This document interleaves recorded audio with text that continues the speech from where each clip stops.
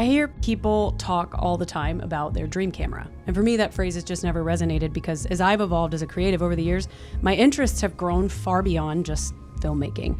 I've really come to love short form content over the last few years, and I love the challenge of creating something in such a small frame in such a small amount of time. But I also love shooting pictures, and then I also love telling stories. I love creating films and short films. And I really think the magic of all of it is being able to take inspiration from a single fleeting moment and tell a story through a beautiful image.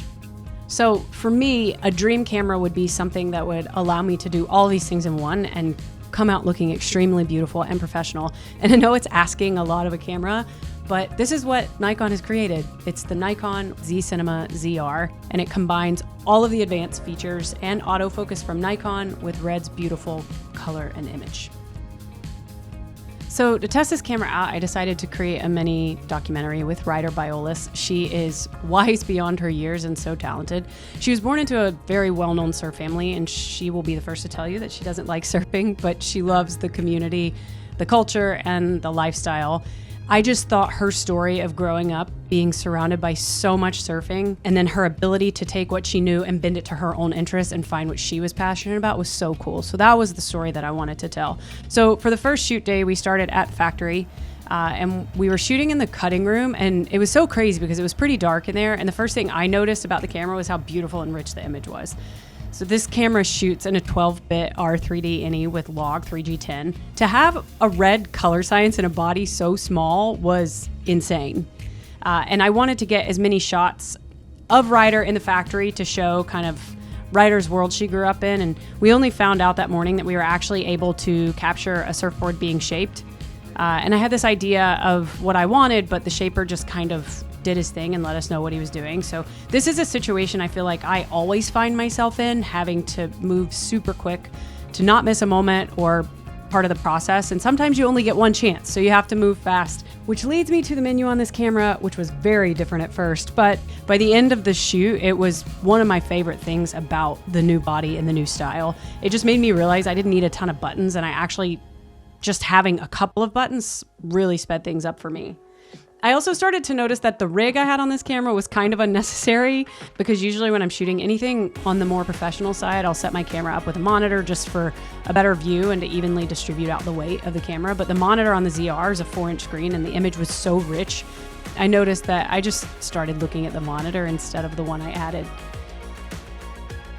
So after we finished getting shots of the surfboard being shaped, we moved into Ryder's room, and I had a very clear vision for what I wanted here. The biggest challenge, though, was the lighting and the space. I wanted wide shots, tight shots, everything in between, but the room was very limited with space, and the camera was so small that size and gear and attachments and all of the other usual things that would come with bigger cinema cameras definitely would have made it a lot more challenging.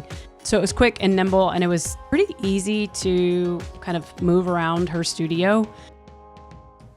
So we captured all of her painting shots while she was painting the top of the board. And then, so when she flipped it over to the bottom, I was like, we have enough. So like, let's do something fun. I wanted to bring to life a lot of the joy that she found as a kid growing up in the factory. And so we did this with what I like to call unrealistic fun shots. We did some stuff with plexiglass, flashing lights, and just some other fun things. And at one point I was shooting and it was pitch black in the room. And it was the first time that the camera had lost focus and the tracking had gone off, and I realized this autofocus had been so dialed the entire time that the only time I had noticed it actually fall off was when it was almost pitch black in the room, which that was pretty cool.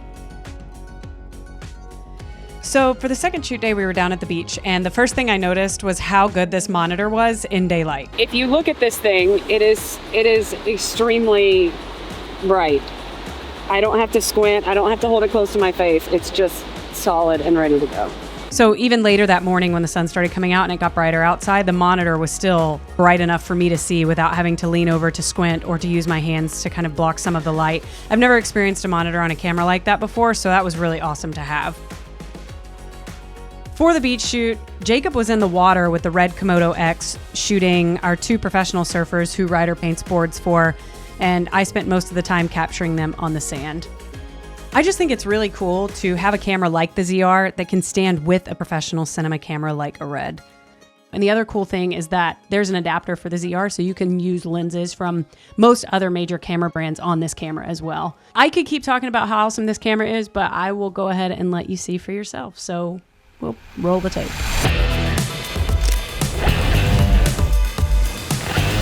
I was definitely born into like the biggest part of surf culture you possibly could be in. I was about 6 when I painted my first surfboard.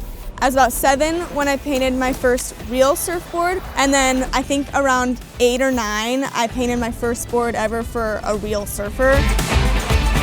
When you grow up in a surfing community where everybody around you, you look in every direction and there's someone who's insanely good at surfing, it didn't really motivate me to do something that I was bad at when I already had something that I knew I was good at.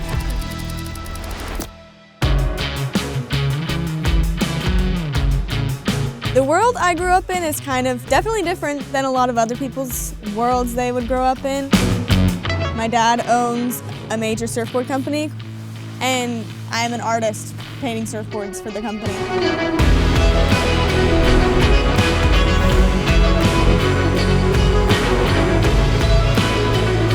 I grew up right next to the surf factory. My mom would have to run a bunch of errands, my dad would be at work like 200 feet away, and I didn't really have any artistic skills at the time, and my uncle was just like, do you want to paint something? Like, if you feel like scribbling, go for it. And I would just scribble on surfboards all day. That kind of turned into like realizing, okay, maybe I'm kind of good at painting. My dad was an artist. He always grew up painting things, painting surfboards. When I was painting boards, he drew it and I would fill it in. So it definitely like motivated me to be better, seeing how good he was.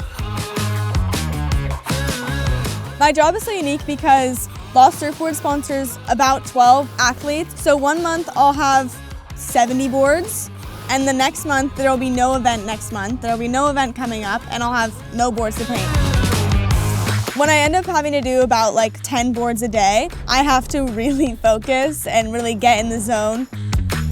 I take a lot of inspiration from 2 artists. They draw and paint things that look real even though they're not real. So I like painting things that have like combating styles. So if I were to draw like a sea turtle, I probably wouldn't draw it green or blue. I would add some like neon pink in there just because I like to draw things and paint things that don't really make sense.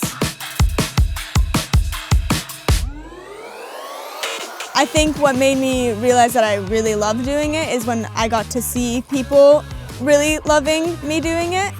I love giving to people. My love language is giving to people. I am a very big giver of a person, and so seeing people's reactions of the stuff that I've painted, even as a 6-year-old, I always knew like, okay, this is what I want to do. I want to make people happy.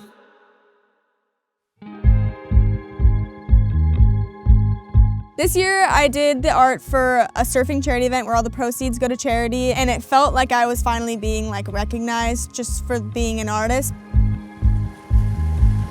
It kind of made me realize that like I could be recognized for my own artwork and not just for who I am in the surfing industry, and it kind of made me feel like I had done something for myself.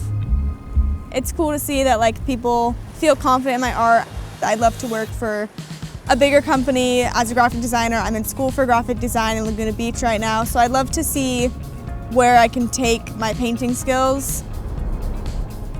The surfing world is a very small community. Everybody knows each other, and when you get in such a close-knit community, everyone kind of sees each other for who they are. Everybody sees that people are working hard to get to these new places, and everybody has dreams, and you kind of work together to make everybody's dreams possible.